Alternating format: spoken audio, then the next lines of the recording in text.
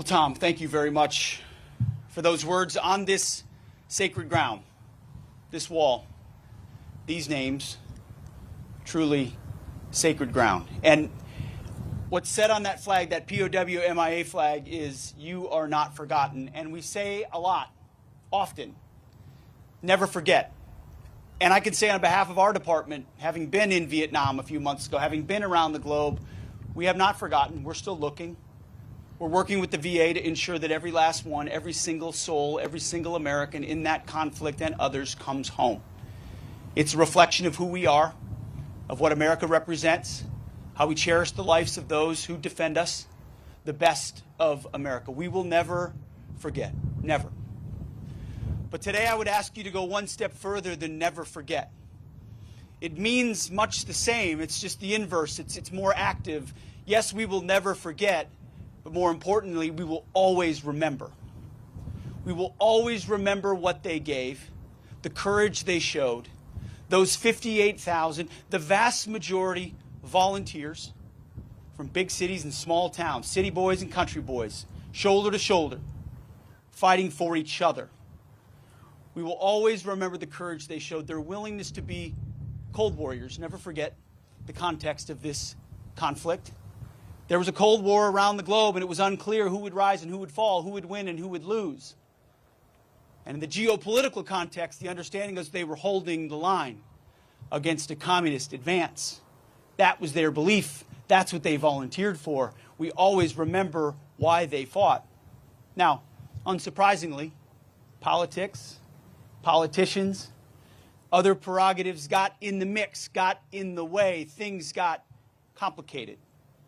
But for those warriors, their mission on that battlefield for each other remained clear to them, if not in the macro sense.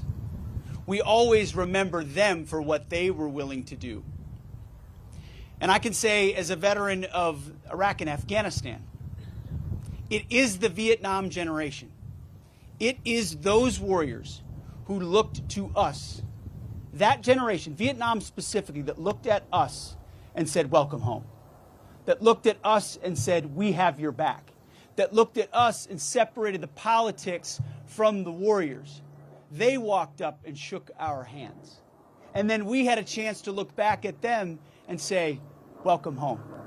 In a way that we didn't even understand, because we weren't even born, we were kids. One small example, a member of my community, his name is Ron Lasuda. He's a Vietnam veteran. I hope he texts me after this when he sees this. Family friend of ours.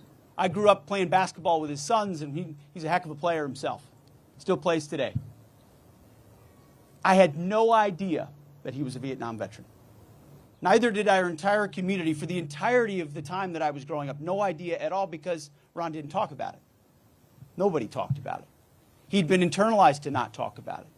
Only in the last 10, 15 years was he willing to talk about it. He's a Purple Heart recipient.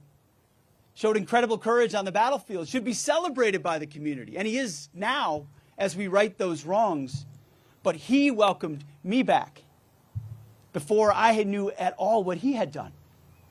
Which is a testament how they took the pain that they felt, the rejection that they felt, and they poured it, Tom, as you said, into the next generation. To never forget and to always remember. And now it's veterans of this generation that turn to those on the battlefield right now, and ensure that they have absolutely everything that they need. That there will be debates in that Capitol building. There will be debates all across the nation. But what we know is that we will have the backs of those warfighters. We will ensure that they are celebrated, that their sacrifice is honored, that every part of our society recognizes that they are the real 1%. The special Americans willing to raise their right hand and commit to something greater than themselves. And what the Vietnam generation did, they did it when it was unpopular. Then when they did it when society told them other things were important, those Americans recognized that putting the uniform on and fighting for their country was the single most honorable thing they could do, whether the country recognized it or deserved them or not. And so on this day, I'm grateful for the VA for recognizing this, holding it up, and honoring Vietnam veterans.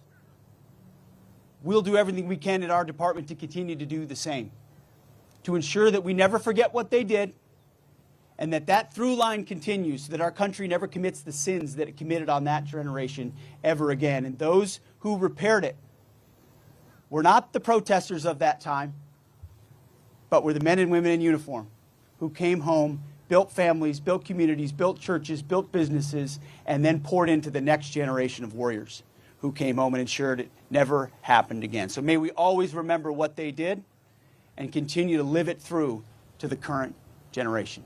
May God bless our Vietnam veterans. Thank you.